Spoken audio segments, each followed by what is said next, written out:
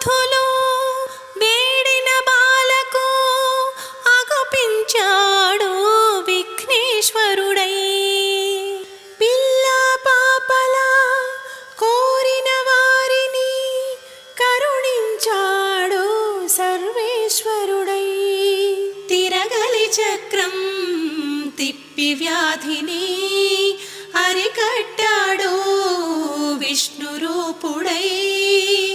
మహల్సాశామాకు మారుతిగాను మరికొందరికి దత్తాత్రేయుడుగా యద్భావం తద్భవతని దర్శనమిచ్చాడు, ధన్యుల చేశాడు.